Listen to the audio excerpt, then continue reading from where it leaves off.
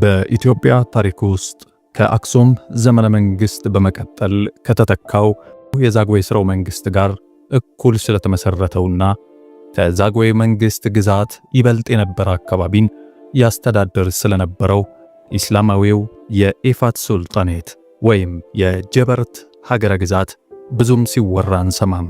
በኢትዮጵያ ታሪክ ውስጥ እንዲፋቅ የተደረገውን ይህ ታሪካችንን ግን የውጪ ሀገር ፈረንጅና አረብ አሳሾች መዝግበው ለታሪክ አኑረውልናል።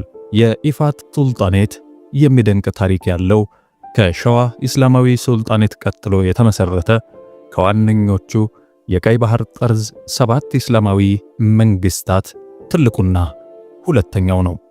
ዛሬ ስለ ኢፋት ሱልጣኔት ከስር መሰረቱ ጀምሬ ከተለያዩ ኢብኑ በጡጣን፣ ፈድሉላህ አልዑመሪንና አልመቅሪዚን ከመሰሉ አሳሾች መጻሕፍት ያገኘሁትን አስደናቂ ታሪክ አካፍላችኋለሁ። በመሆኑም ቻናሉን ሰብስክራይብ፣ ቪዲዮውን ላይክ አድርጋችሁ አስደማሚውን ታሪክ እንድትሰሙ ከወዲሁ ጋብዛለሁ። አሁን ሁሉንም ከስር መሰረቱ ጀምረን እንቃኘው።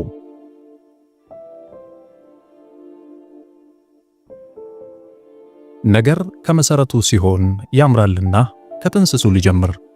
የሁሉም መነሻ ዘይላ ናት። ዘይላ አሁን በሶማሌላንድ ምድር ሰሜን ምዕራባዊ አቅጣጫ ላይ የምትገኝ ዕድሜ ጠገብ የወደብ ከተማ ናት። ይህች ከተማ ኢብኑ በጡጣንና መቅሪዚን የመሰሉ ዓለም አቀፍ ታዋቂ አሳሾች ጎብኝተዋታል፣ ስለሷ ጽፈውላታል። ከሐረር ከተማ 321 ኪሎ ሜትር ርቀት ላይ የምትገኘው ይህች ከተማ በሶስት አቅጣጫ የቀይ ባህር የሚያካብባት በኤደን ባህረ ሰላጤ ላይ ታካ የተመሰረተች ከፍተኛ የንግድ እንቅስቃሴ የነበረባት አፋሮች፣ ሶማሌዎች፣ ኦሮሞዎች፣ አረቦችና ፐርሺያዎች ይኖሩባት የነበረች ከተማ ናት። ስለዚህች ከተማ የምነግራችሁ ዛሬ ላወራላችሁ ፕሮግራም ስለያዝኩለት የኢፋት ወላስማ ሥርወ መንግስት መነሻ ስለሆነች ነው። ዘይላ እስልምና ቀድሞ ከገባባቸው የአፍሪካ ሀገሮች አንዷ ተደርጋ ትወሰዳለች። በሚደንቅ ሁኔታ በርካታ ታሪካዊ ቅርሶች በቁፋሮ ተገኝተውባታል። ከነዚያ በቁፋሮ ከተገኙ ቅርሶች አንደኛውና ዋነኛው ደግሞ መስጊድ ነው። መስጊዱ በአፍሪካ የተገነባ የመጀመሪያው መስጊድ ነው ተብሎ ይታመናል። ይህም ዝም ብሎ ግምታዊ መላምት ሳይሆን በጠንካራ መረጃ የተደገፈ እውነተኛ ጭምር ነው። ይህ የምናወራለት መስጊድ በሚደንቅ ሁኔታ 2 ቂብላ ያለው መስጊድ ነበር። አንደኛው ሚህራብ ወደ በይተል መቅዲስ የዞረ ሲሆን አንደኛው ደግሞ ወደ መካ የዞረ ነው። ይህ ደግሞ እስልምና ወደዛች ወደባዊ ምድር የገባው ነብዩ ሙሐመድ ሰለላሁ ዐለይሂ ወሰለም በሕይወት ሳሉና ቂብላውም ገና ከበይተል መቅዲስ ወደ መካ ከመዞሩ በፊት እንደነበር አብይ መረጃ ነው። እዚህ ጋር ነገሩን ላፍታታላችሁ። የመጀመሪያዎቹ ሷሃበቶች ወደ ሀበሻ አክሱም የመጡት ነብዩ ሰለላሁ ዐለይሂ ወሰለም በተላኩ በ5ኛው ዓመት ወይንም ከሂጅራ በፊት በ8 ዓመት ነው።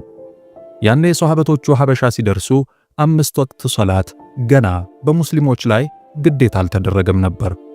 ሷሃቦች ሀበሻ ከገቡ ከ6 ዓመት ከመንፈቅ በኋላ ወይንም ነብዩ በተላኩ በ11ኛው ዓመት ላይ ሶላት በኢስራእና ሚዕራጅ ሌሊት በምእመናን ላይ ተደነገገ።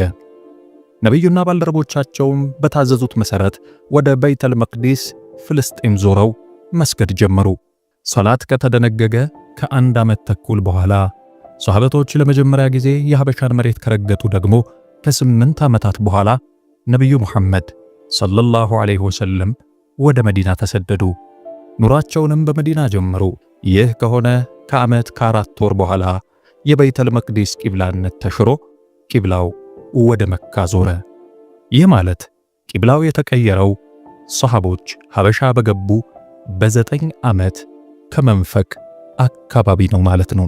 ስለዚህ ይህ የዘይላ ባለ 2 ቂብላ መስጊድ ትክክለኛ ለመሆኑ በቂ ጊዜ አለ ልንል እንችላለን ማለት ነው።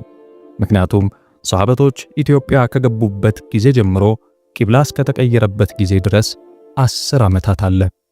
እናም አማኞች ሷሃቦች ባይሆኑም ከሰሃቦች እስልምናን የተቀበሉ ሰዎች ወደ ዘይላዕ ተጉዘው ኑሮ መስርተው መስጊድን ሰርተው ነበረ ማለት ነው። በኋላ ቂብላው ሲቀየርም እንደ መዲና አቅራቢያ መስጂደል ቂብለተይን የቂብላ አቅጣጫውን ቀይረውታል። ይህ ድንቅና እጅግ ታሪካዊ እውነታ ነው። ይህን ያነሳሁት ያለ ነገር አይደለም። ዘይላዕ ከዛን ጊዜ ጀምሮ በእስልምና የታወቀች ሙስሊሞች ይኖሩባት የነበረች ከተማ ናት የሚለውን እንድትይዙልኝ ነው። በኋላ በማዕከላዊ ኢትዮጵያ የበኒ መኽዙሙ የሸዋ ሱልጣኔት በ896 ዓመተ ልደት በ283 ዓመተ ሂጅራ ከተቋቋመ በኋላ በርካታ ለውጦች በዘይላዕ ላይ ነበሩ። ትልቁ የአክሱም መንግስት ከአገው ምድር በተነሳው የዛጎይ መሳፍንት ጦር ተከፍቶበት ስለነበር የሸዋ ሱልጣኔት ዝነኛና ገናና ለመሆን በቅታ ነበር። የሸዋ ሱልጣኔት 400 ዓመት የቆየ ሲሆን ይህ ጊዜ በአረቡ ዓለም የኡመያድና የአባሲድ መንግስታት ይገዙ የነበረበት ጊዜ ነው። ታዲያ በእነዚያ ጊዜያት የሚሰደዱ ሰዎች ነበሩ። አንድ ኸሊፋ መንበሩን በተቆጣጠረ ጊዜ ለስልጣኔ ያሰጉኛል የሚላቸውን ሰዎች በተለይም ቀድሞ ከኸሊፋነት ጋር የተያያዘ የዘር ሐረግ ያላቸውን ሰዎች ያሳድድ ነበር። ይህ በጊዜው ይታይ የነበረ ሐቅ ነው። ለምሳሌ የኡመያዎቹ ወይም የበኑ ኡመያ ኸሊፋዎች ስልጣን ይገባናል እንዳይሉ ይፈሯቸው የነበሩትን የሰይዱና ዓልይን፣ የሰይዱና ዑመርንና የሰይዱና አቡበክርን ዘሮች ከሀገር እያሳደዱ ይገድሉ ነበር። በኋላ አባሲዮቹ ሲመጡ ደግሞ የበኒ ኡመያዎችን ኸሊፋ ገድለውና ዘር ማንዘሩን አሳደው መንግስታቸውን ያቆሙ በመሆኑ ለስልጣናቸው ስጋት ናቸው ብለው ያሰቧቸውን የበኒ ኡመያ ዝርያዎችንና የሰይዱና ዓልይን ዝርያዎች ማሳደድ ጀምረው ነበር። በዚህ የተነሳ በዋናነት ሰይዱና ዓልይን በመደገፍ የታወቁት ሐሽሚዮቹ የዓልይ ወንድም ሰይዱና ዓቂል ዘሮችና የበኑ ኡመያዎቹ ደጋፊ ናቸው የሚባሉት በኑ ዓብድዳሮች በየጊዜው ግድያን በመሸሽ ወደ ተለያዩ ሀገራት በጅምላ ይሰደዱ ነበር። በስደታቸውም እነዚያ ገዢዎች የማይደርሱባቸውን አካባቢዎች እየፈለጉ ይሰፍራሉ። ለዚህም ከኸሊፋዎቹ ርቆ በመገኘትና አይደርሱበትም የተባለው ለሰላማዊ ኑሮ ከሁሉም በላይ የተመቸው ደግሞ ባህር ተሻግሮ የሚገኘው የሸዋ ሱልጣኔት የሚገዛው የሀበሻ ምድር ነበር። በመሆኑም በየጊዜው የተለያዩ ስደተኞች ወደ ዘይላዕ ምድር እየመጡ መንደር መስርተው ሀገር አቅንተው ይኖሩ ነበር ነው ተረኩ። ታዲያ ወደ ነገሬ ስመለስ በተለይም በኑ ሐሽሞቹ የዓቂል ዝርያዎችና በኑ ዓብድዳሮቹ በዘይላዕ አካባቢ ሰፍረዋል እላችኋለሁ። መስፈር ብቻ አይደለም።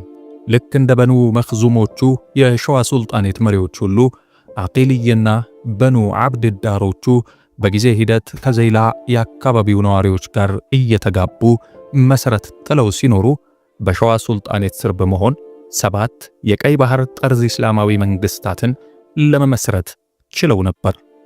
እነዚህ በ10ኛው ክፍለ ዘመን አካባቢ ከዘይላዕ ምድር ጀምሮ እስከ ደቡባዊ ኢትዮጵያ የተዘረጉት 7 እስላማዊ ሱልጣኔቶች የኢፋት፣ የሃዲያ፣ የፍጥጋር፣ የዳራ፣ የባሌ፣ የአራቢኔና የሸርኻ ሱልጣኔቶች በመባል ታውቀዋል። እንግዲህ ዛሬ የምናወራለት የኢፋት ሱልጣኔት ከነዚህ 7 መንግስታት አንዱ ነው ማለት ነው። ለጅምሩ ከስር መሰረቱ ይህን ያክል ካልኳችሁ አሁን በቀጥታ ወደ ኢፋት ሱልጣኔት ላምራ። የኢፋት ሱልጣኔት መስራቾች ጀበርቲዎች በመባል ይታወቃሉ። ዋና ከተማቸውም ከዘይላዕ ምዕራባዊ አቅጣጫ የምትገኘው ጀብራ ወይንም ጀበርት የተባለች ከተማ ናት። ይህቺ ከተማ ለሐበሻ የንግድ እንቅስቃሴ አስኳል የሆነች ስትራቴጂክ ቦታ ላይ የተቆረቆረች ከተማ ናት። በአካባቢው በከፍተኛ ቁጥር የሚኖሩትና በአመራር ደረጃ የተቀመጡትም የዓቂል ሐሽሚዮችና በኑ ዓብድዳሮች ናቸው። ይህ ማለት ግን ሁሉም አረቦች ናቸው ማለት አይደለም። የዚያ አካባቢ ነዋሪዎች የዘር ሐረጋቸው ከሁለቱ ነገዶች ይመዘዛል ማለት ነው። እንጂማ በየጊዜው ስደተኞቹ አረቦች ከሀገሩ ነዋሪዎች ጋር ተጋብተው ባህላቸው፣ መልካቸው፣ እሴታቸው፣ አኗኗራቸው ሁሉ ተዳቅሎ ወጥ ሕዝብ ሆነዋል። በዋና ከተማቸው የሚጠሩት አቂልዮቹና በኑ አብድዳሮቹ እንደ አንድ ሕዝብ ጀበርቲዎች ተብለው ይጠራሉ። ለምን ጀበርቲ ተባሉ ለሚለው ካሉት መላምቶች መካከል ዋነኞቹ ሁለት ናቸው። አንዱ ቃሉ አረብኛ ነው ብሎ ይነሳል። ሁለተኛው ደግሞ ቃሉ የግዕዝ ነው፣ ጀበርቲ ሳይሆን ገበርቲ ነው በማለት ይነሳል። ቃሉን አረባዊ ያደረጉት ሰዎች ስያሜው የተነሳው ከነቢዩ ሰለላሁ ዐለይሂ ወሰለም አንደበት ነው ይሉና ነቢዩ በሰባተኛው ዓመተ ሂጅራ የኸይበር ዘመቻ ላይ አጋዥ በፈለጉበት ወቅት ከሐበሻ የመጡ ወታደሮች ድንገት በመቀላቀላቸው ተደስተው ጀበረትኒ አልሐበሸቱ መረተይን፣ ሐበሻ ሁለቴ በጭንቅ ጊዜ ደግፋኛለች ብለው ነበር ይላሉ። የመጀመሪያው ድጋፍ ሷሃበቶቻቸው ወደ ሐበሻ ሲሰደዱ ነጃሺ በክብር መቀበላቸው ሲሆን፣ ሁለተኛው ደግሞ ይህ በኸይበር ዘመቻ ጊዜ የደረሰላቸውን አጋዥ ኃይል ማለታቸው ነበር። በመሆኑም በዘይላ አካባቢ የሰፈሩት ከፊል ሐበሻ ከፊል አረብ የሆኑ ሕዝቦች እኛ አጋዦች ጀበርቶች ነን በሚል ስማቸው ጀበርቲ ተብሏል ነው ተረኩ። ሁለተኛው መላምት ደግሞ ቃሉ የግዕዝ ነው የሚል ሲሆን በግዕዝ ገበርት ማለት ወይንም ገበር ማለት የአላህ ባሪያ ማለት ነው። የጊዜው የዘይላ አካባቢ ነዋሪዎች ሙስሊሞች ደግሞ ዲናቸው ላይ በጣም ጠንካራ በመሆናቸው የተሰጣቸው ስያሜ ነው እያለ ይሄዳል።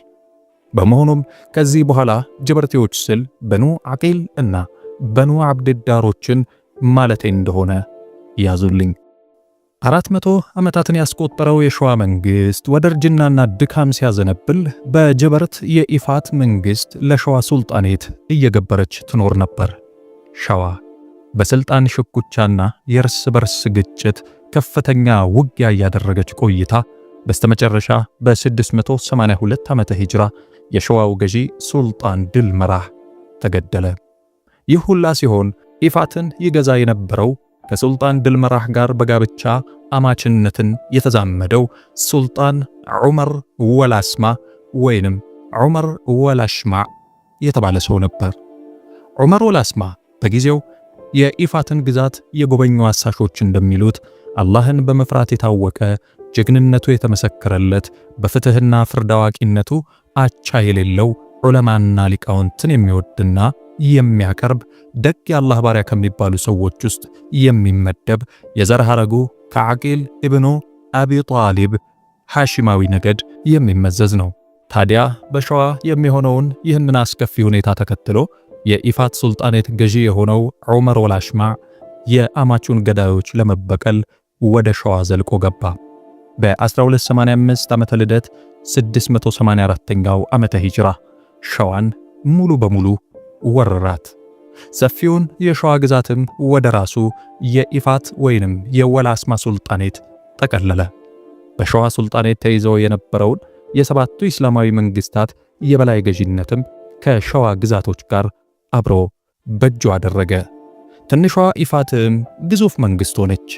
ዋና ከተማዋም ሱልጣኑ የሚኖርባት ከዘይላ አካባቢ ከተሞች ሁሉ ትልቋ የሆነችው ጀበርት ተደረገች። ዑመር ወላሽማ ይመራው የነበረው የኢፋት ሱልጣኔት አሁን ባለንበት ጊዜ በኢትዮጵያ፣ በኤርትራ፣ በጅቡቲና በሶማሊያ ሀገራት የተበታተነ ከዘይላ ተነስቶ ባህረር አድርጎ እስከ የአፍሪካ ትልቁ ስምጥ ሸለቆ ሐይቆች እስከሚገኙበት ደቡብ ምዕራባዊ የኢትዮጵያ ክፍል አሩሲ ድረስ የተዘረጋ ግዙፍ ግዛትና ከማዕከላዊ ኢትዮጵያ የዛግዌ ሥርወ መንግስት ግዛት ሁሉ እየሰፋ ነበር። ያ ጊዜ የዛግዌ መንግስት በምስራቅና በደቡብ በኢፋት ሲከበብ፣ በሰሜንና በምዕራብ ደግሞ በሱዳን እስላማዊ መንግስት ተከቦ መተንፈሻ ያጣበት ዘመን ነበር። ውድ የቻናሌ ተከታታዮች የኢፋትን ሱልጣኔት ታሪክ በአንድ ክፍል ጨርሼ ልነግራችሁ አልተቻለኝም። እነሆ ስለ ሱልጣኔቱ ስር መሰረትና ምስረታ በዚህ መልኩ ነግሬያችኋለሁ። የተቀረውን ስለ ሱልጣኔቱ የተጠናቀሩ መረጃዎች ደግሞ በቀጣይ ክፍል አስቃኛችኋለሁ። በቀጣይ ክፍል የኢፋት ሱልጣኔት ምን ያህል ጊዜ ቆየ? እነማን መሩት? ስፋቱ የት ድረስ ነበር? የግዛቱ ማህበረሰብ አኗኗር ምን ይመስላል? ከማዕከላዊው መንግስት ጋር ያደረጋቸው ጦርነቶችስ ምን ይመስላሉ? የሚለውን አቀርብላችኋለሁ። በቀጣይ መሰናዶዬ እስካገኛችሁ ቸር ቆዩልኝ።